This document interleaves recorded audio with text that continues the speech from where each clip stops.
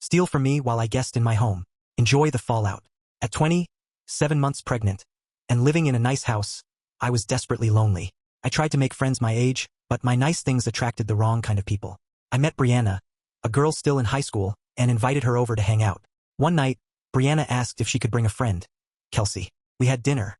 Kelsey excused herself to find the bathroom, walking off by herself and returning 10 minutes later.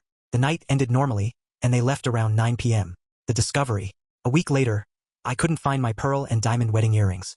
3 weeks after that, I checked a side business bank account and found it was depleted of $900. Neither my husband nor I had used the card in months. We looked at the charges. Dozens of small purchases at the local mall, Forever 21, Claire's, Foot Locker stores frequented by teenagers. Every single purchase was followed by a $25 overdraft fee. The debit card was kept in our bedroom dresser. Took 5 seconds to figure out who did it, and suddenly, I knew where my earrings went. I did the math. My earrings were worth $800. The charges and overdraft fees totaled about $1,000. That put the combined theft just over the $2,000 felony line. The trap. I called my bank and learned I had to declare the charges as fraud quickly, or I'd be stuck with the fees. I also called a mall store and was told they had security cameras that they would turn over to the police if I filed a report. I called Brianna, told her someone who had been at my house stole from me. My wedding earrings were gone, and someone took a debit card from my bedroom and ran up charges. She acted shocked and sympathetic. Then, I threw the bait. I told her we were pressing felony charges because the total theft was over $2,000. Brianna immediately slipped up, arguing there was no way to prove who used the card because the mall stores didn't have cameras. Gotcha. I countered that one store had just installed cameras and was giving the footage to the police once I filed the report. Dead silence. She then frantically asked to come over. The payback.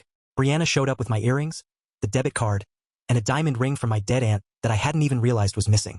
She cried and confessed that her friend Kelsey went into the bedroom while pretending to find the bathroom. I told her she clearly wasn't my friend either. She admitted there were actually 4 people total who went shopping with my card, 2 17-year-olds and 2 18-year-olds. Felony charges would stick. I demanded all their names and their parents' phone numbers. She handed them over. I called each parent and explained exactly what their kids had done, stressing that I would give them one chance to repay every single dollar, including all the overdraft fees, before my bank's fraud window closed.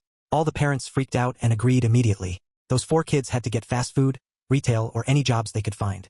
They worked constantly for the next month to pay me back. At one point, Brianna texted asking why the amount was so high and claiming it wasn't fair. I explained how overdraft fees work.